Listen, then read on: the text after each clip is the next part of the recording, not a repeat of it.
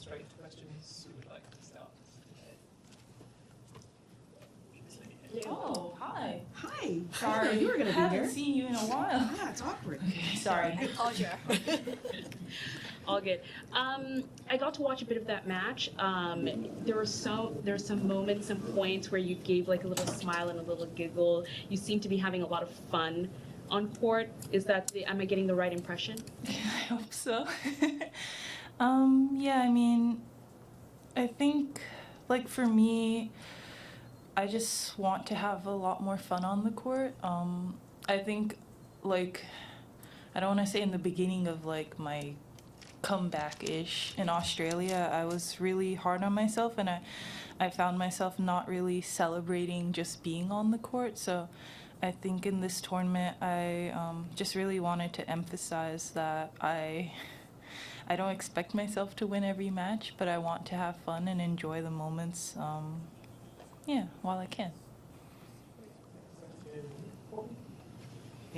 In January, it seemed like, with some of those matches that you played, the level was quite high, except for maybe the big points. Those were the ones that you seemed like you regretted. Seems like in the last couple of matches, it felt like the bigger points were starting to flip your way. Is that how you're seeing it? And what do you think is the difference there? Yeah, I mean, definitely, I think match play is really important for me, and just getting in certain situations and not feeling like I'm unsure of what to do. But I definitely felt like I was more confident today with like the set point, and just kind of trusting myself and knowing that no matter what happens, like, go for my shots and don't live life with regret. And I think, of course, in Australia, like those, what is it, like 0 to 12 break points or something, I definitely felt like now I do a lot more with my shots. So. In your on-court after the match, you brought up fans being with you through growing pains. That's not a great chance to elaborate. I'm wondering, do you have anything more that you want to say about what you meant by that? Like basically like my whole career, if you did a deep dive. Yeah, it's funny because I'm just thinking about, like, I guess Courtney, she met me in Stanford? No. Yeah. Stanford. Yeah, Stanford. So I guess even now doing interviews, I think I'm a little bit, hopefully a bit of a better talker, but I guess it's just things like that. And for me, I'm just really grateful for whoever followed me throughout my journey and who continues to follow me throughout my journey. So I hold a lot of, like, a special place in my heart for everyone that supported me throughout the years, because I know I could have been kind of annoying at some times, but I think the beauty of it is, like, everyone's just trying to figure it out. So. Naomi, sometimes people remember the first time they do different things.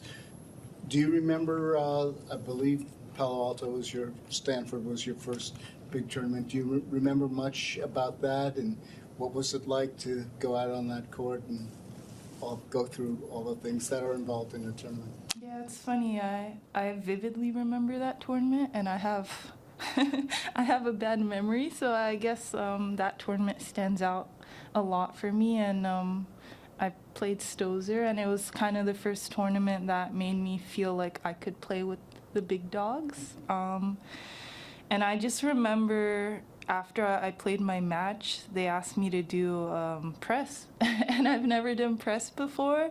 So I was fully, like, about to leave, and I didn't have, like, a change of clothes, so I threw on just, like, a random shirt, and it was not okay, but yeah, I don't know. It was kind of just like my introduction into the tour and, like, how professionals really navigate. Next question. Come back to Anita. So I asked Ansys, now I want to ask you. A few years ago, athletes needed media to share their story, but now you have social media and you can tell your perspective anytime you want. What do you think our role is now for you? You know, I know this is gonna sound weird for coming from me, but I I think it's kind of beautiful the way that I could obviously tell what I feel in my story, but I think it's really cool that you can look at me and kind of write in your words. You know what I mean? It's like seeing me from the outside is obviously different than how I see myself. And I just kind of think that's awesome. And it might be weird coming from me with my history, but yeah.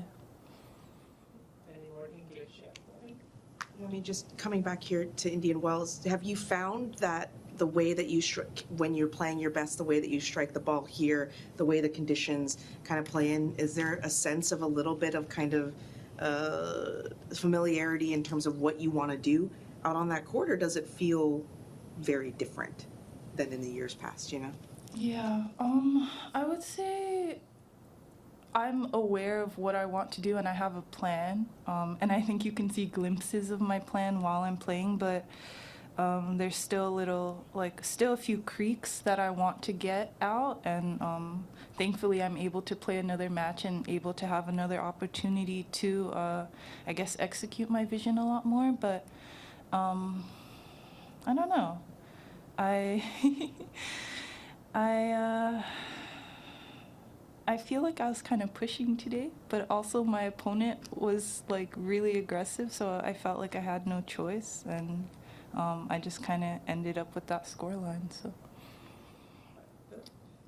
Naomi, Coco Gauff is on the cover of Vogue magazine now. It's a stunning cover, and you've been on the cover of so many fashion magazines, sports magazines, cultural magazines. Is there one or two that stands out to you as your favorites? Oh, cover. I don't know. They're all like really different and beautiful. And I don't want to say like specific ones because I don't want to get in trouble, but I think like my first cover I did after I won the US Open the first time, it was GQ Japan. It was really fun. And I guess Vogue too, Vogue Japan, even though that was like right after the French. So I don't know, like I got in trouble for that, but I promise I shot that way before, so. Yeah, we'd love to start with Anita. Looking forward, do you already know are you someone who looks ahead? Do you know who you'll play next? Wim told me, yeah. Okay. You've played a few times before. What do you expect from that match? Talk us through your preparation for that. Yeah, honestly, I just remember, of course, she's a great player. The last time I remember playing her was 2020, the Cincinnati that was at the US Open. Unless I played her later and I just have no memory of that. But she's a great player. She is consistent, and I think she, for me, gives me just trouble with, I don't know how to say this, like, her ball tempo. So it's going to be really interesting because I know, well, what I see is that a lot of people are double faulting, me included. So yeah, it's going to be really interesting. Just curious, if you were a big Dragon Ball watcher Oh, when you were young, and just what your memories are of that. And I mean, in this sport, maybe anime is not the most prevalent thing in it, but can you kind of articulate to people kind of what his work meant to you and to a lot of kids out there? Yeah, honestly, I wasn't really the biggest Dragon Ball watcher, but I think it's kind of incredible how much his work has affected like all the other mangakas. And I was reading this article of all the other mangakas like saying he inspired them to start working, and I don't know, it's really sad because you think of like the train of, for example, in tennis, like Serena influenced so many people to play tennis, and I think he, I guess, in the world is as big and as inspirational. お疲れ様です。試合のことなんですけど、ファーストセット 4-1 でリードして、で 4-2 の自分のサービスゲームでそこからブレイクされてちょっとこうもつれた。セカンドセットも全く同じスコアになって、で 4-2 の Really? Oh, I didn't even know that. Oh, you didn't know that? No.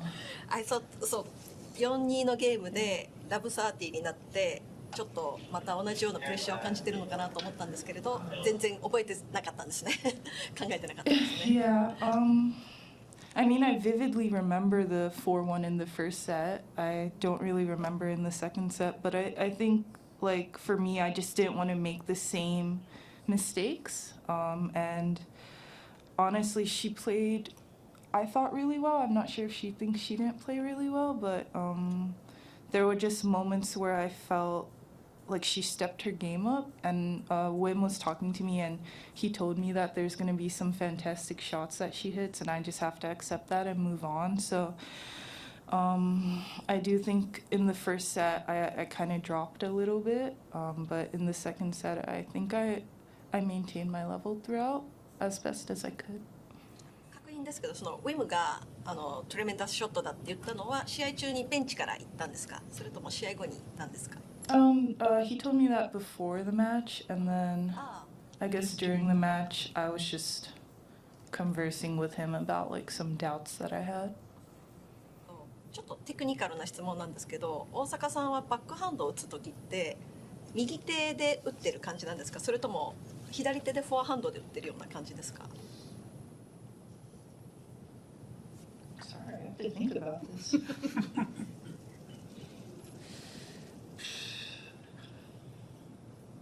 You know what? I think I use mostly my left hand. Because I realize, like, if I go on the run, sometimes I'll just fully use my left hand, yeah. And then, obviously, my forehand's my right hand. ここのボールって結構その飛ぶとか時間帯によって昼と夜によって違うとかって言われますけど、大坂さんにとってその辺こうやりやすいやりにくいとかどういう感じですかボールのコンディションは I'm so unsensitive. I don't really feel much. If I were to feel anything, it would be the court and the fact that the ball sits up a little higher when it bounces. But other than that, I'm really not the one you ask questions about balls. Cool. Thank you. Thank you. ありがとうございました I told Courtney that you are gonna make a funny face when you see her